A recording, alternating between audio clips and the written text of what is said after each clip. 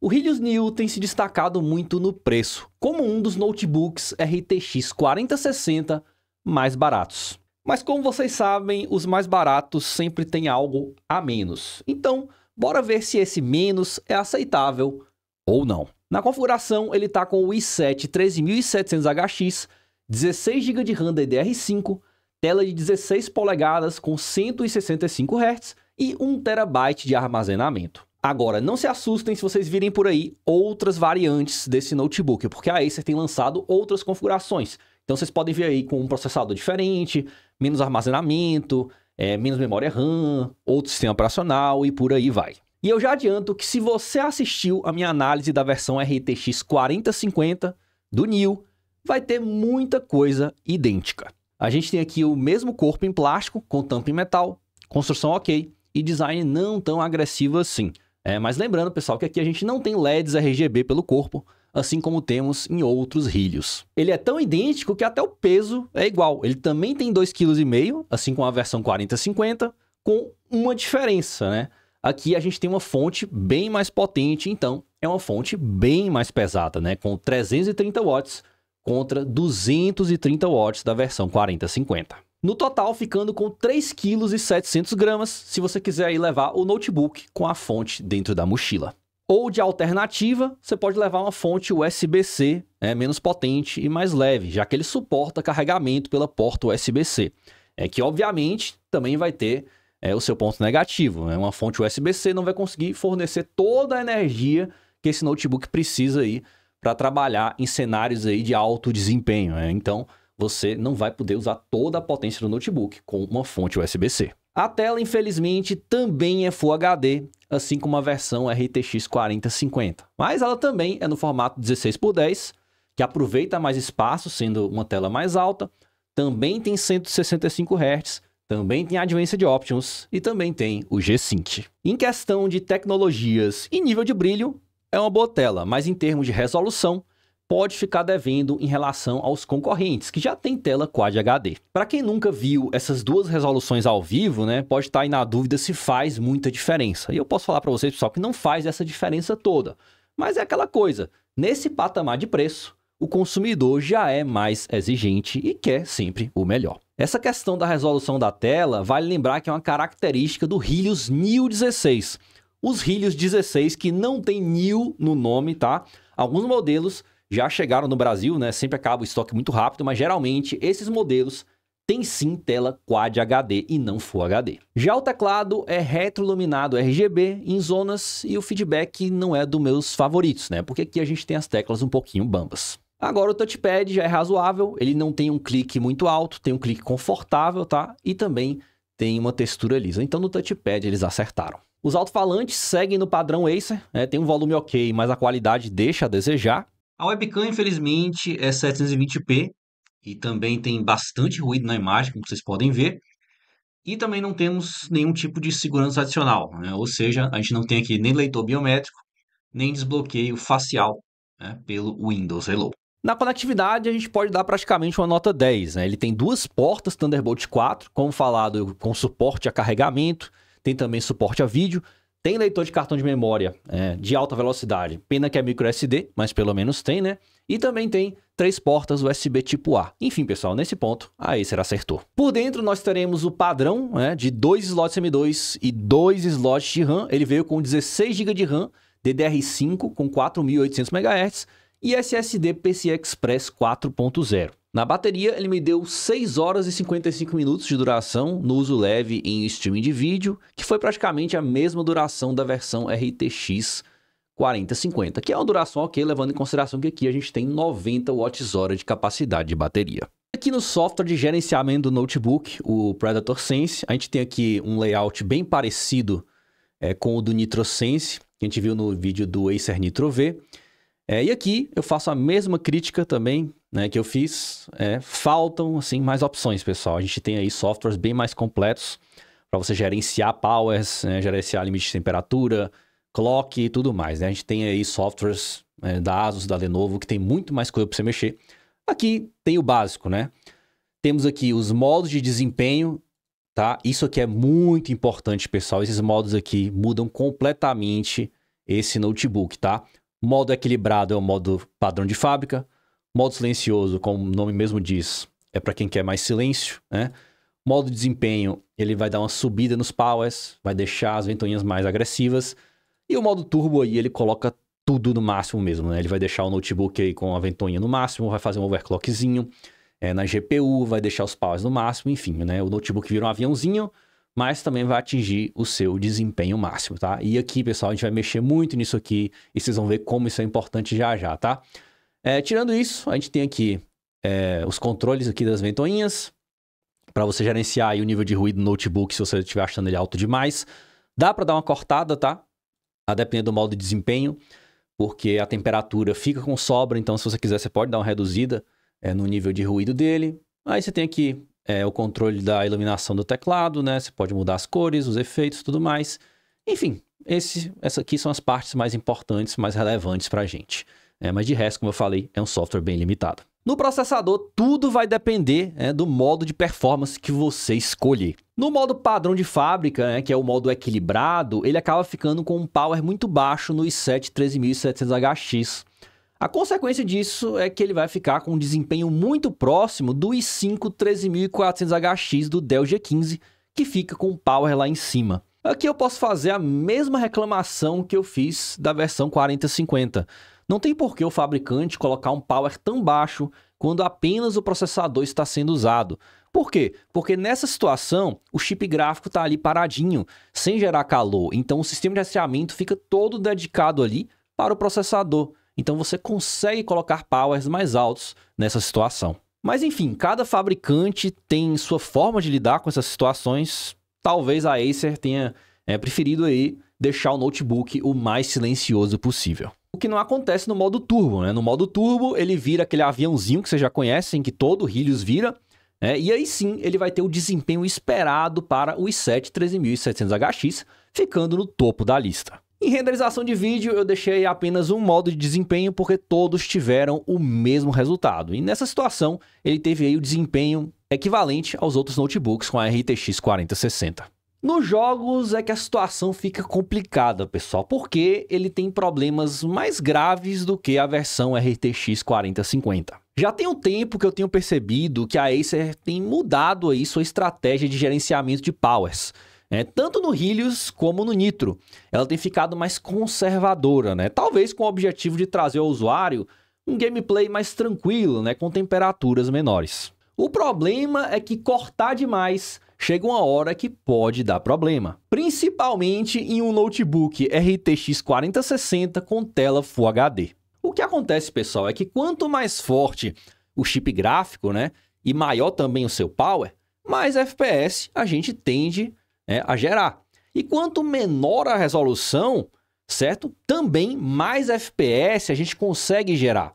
Por quê? Porque quanto menor a resolução, menos pixels o chip gráfico precisa processar. Só que para acompanhar esses dois fatores, você precisa também de um processador forte.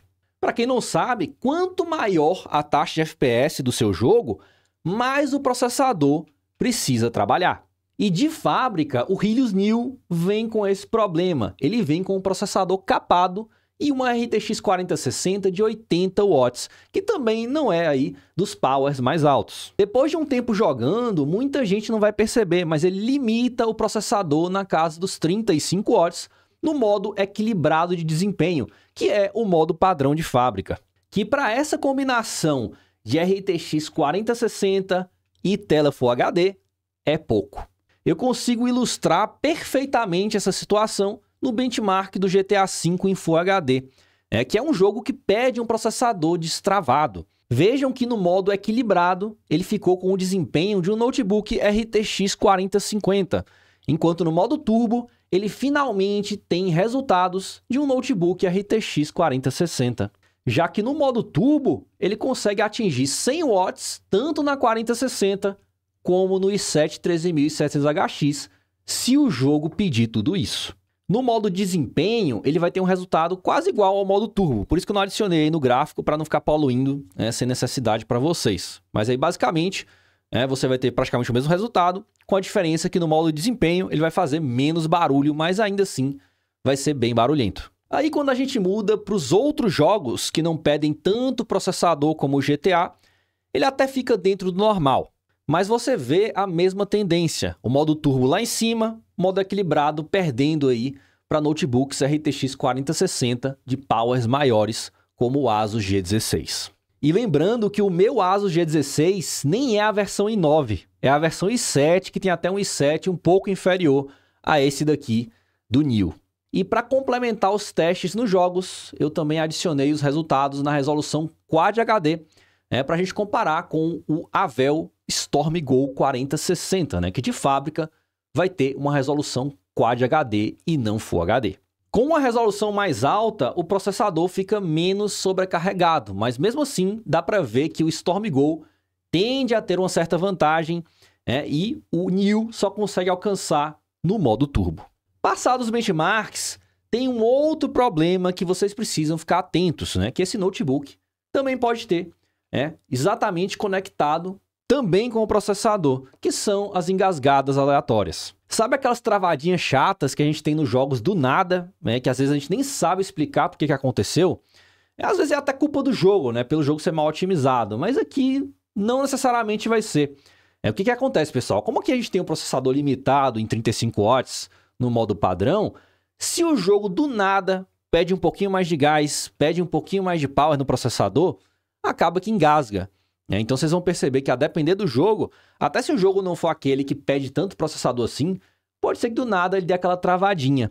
E aí só mudando o modo de desempenho para um mais forte, seja o modo turbo, seja o modo de desempenho, que o jogo vai ficar com mais fluidez. O que a gente tem que ficar atento é que é muito comum o notebook ser testado no modo de desempenho que dá o melhor resultado. E eu até posso me incluir nesse erro, porque eu já fiz isso. Eu já fiz muito isso de querer mostrar para vocês o desempenho máximo que o notebook atinge. Só que isso, pessoal, é muito desconectado da realidade, Porque as pessoas, e sua grande maioria, e eu já fiz uma pesquisa em relação a isso, as pessoas não usam o modo turbo, mal alteram alguma coisa. As pessoas ligam o notebook, o máximo, no máximo, fazem o Windows Update ali e vão jogar, Então, se você não testa dessa forma, é como se você não estivesse realmente testando o notebook para a maioria das pessoas. Eu até fiquei impressionado que tem um canal que de vez em quando eu assisto, Porque ele faz muito mais teste que o meu, que é o canal do Gerald, que é um canal internacional. Muita gente aí que me acompanha deve conhecer. O cara faz muito teste. Deve ser o cara que mais testa notebook no mundo. E me impressionou que ele testou esse notebook aqui, no caso dos testes dos jogos, só no modo turbo, Eu até dei risada disso, porque você testar esse notebook aqui só no modo turbo, pessoal, é igual você testar um carro em linha reta, sem buraco, sem chuva e falar que o carro é bom de curva. Mostrar os resultados só do modo turbo e omitir o modo equilibrado é você esconder dos usuários a real forma que esse notebook vai ser usado pela grande maioria. E o pior é que mesmo que a gente selecione os modos de desempenho mais populares, tem uma coisa que tem que ser feita que eu tenho certeza que a maioria das pessoas não fazem, que é deixar o notebook esquentar antes de rodar o benchmark. De nada adianta você apertar o botãozinho lá de Start Benchmark se você não esquentou o notebook antes. Se você só chega e roda o benchmark, o notebook vai executar o jogo frio, logo ele vai usar ali o power dele de curta duração, que é o turbo. E aí nesse turbo dele, ele vai ter resultados maravilhosos. Enquanto que caso você deixasse ele esquentar, ou então você fosse ali manualmente limitar os powers dele para os powers base, os powers reais dele que acontecem eventualmente, depois de muito tempo jogando, ele teria outro resultado. Então, essa coisa de testar notebook não é igual testar um desktop. A situação dessa versão RTX 4060 do Neo, ela é mais grave do que a versão RTX 4050, justamente porque a 4050 pede menos processador do que a 4060, porque é um chip gráfico mais forte. Sendo mais forte, você tem mais FPS, você pode precisar de mais processador. Mas tem uma boa notícia nessa história toda, que é a refrigeração. Entre aspas também, Não é tão boa assim. O que acontece? Se você tem powers mais baixos, você consegue temperaturas mais baixas. Então, assim, no modo equilibrado de desempenho, ele vai ter até boas temperaturas e também um nível de ruído aceitável. O que torna, assim, confortável, como eu falei, parece que é o objetivo aí da Acer, né? Um gameplay mais confortável. Só que ao mesmo tempo, isso pode enganar um pouco as pessoas, porque você não pode chamar essa refrigeração de boa, né? Porque cortando power, qualquer notebook tem uma boa refrigeração. Agora, nos outros modos de performance, não dá para chamar essa refrigeração de tão aceitável assim, né? Porque tanto no modo desempenho como no turbo, ele vai ser bem barulhentinho, tá? Obviamente, o modo turbo vai ser o mais barulhento de todos. E nessa situação, apesar dele ter os powers certos, ele pode sim atingir temperaturas mais altas. Eu consegui bater aí 90 graus do processador em jogos que conseguiram puxar o power todo desse notebook. Vai ser raro, mas pode acontecer. Só que ao mesmo tempo, pelo menos o teclado dele não fica quente, né? A Acer tem acertado nesse ponto. O máximo que aconteceu comigo foi a barra de espaço ficar um pouco morna. Mas ele tem sim uma vantagem em relação à versão RTX 4050, né? Que é a fonte. A fonte sendo mais forte, ele não tem o problema que a versão RTX 4050 tem no modo turbo. Para quem não lembra, a versão 4050 no modo turbo tinha o problema de descarregar a bateria mesmo com a fonte ligada na tomada. Que não acontece aqui porque a fonte é bem mais potente, né? Com 330 watts.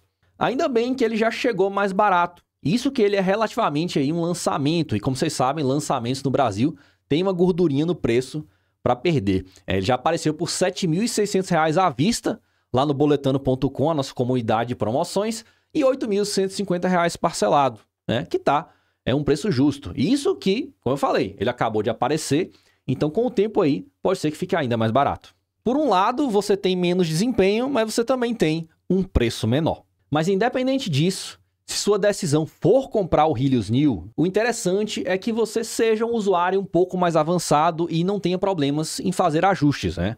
Você sabendo alterar os modos de desempenho, sabendo regular a velocidade das ventoinhas ao alterar os modos de desempenho para ter menos barulho, ótimo, você vai ter aí um notebook justo, né? Tirando a questão da tela. Então, sabendo dessas questões, tendo conhecimento, eu não vejo aí um grande problema na compra. Meu grande problema com ele é o pessoal que vai comprar desavisado, né? Os usuários mais leigos que vão comprar, como eu falei, vão comprar, ligar e usar. Essa galera não vai saber que tá jogando capado, né? Imagina aí, a pessoa compra o notebook para jogar CS2, para jogar um GTA, justamente jogos com alta taxa de FPS, que vão pedir mais processador, e mal a pessoa sabe vai estar usando uma RTX 4060, mas com o desempenho de um RTX 4050 por causa do processador. E falando em processador, lembrem que existe uma outra versão, uma outra variante desse notebook, com o i7 13650HX. É uma versão que tende a ser aí mais barata, mas o desempenho vai ser muito parecido aqui, então vocês podem usar sim essa análise como referência.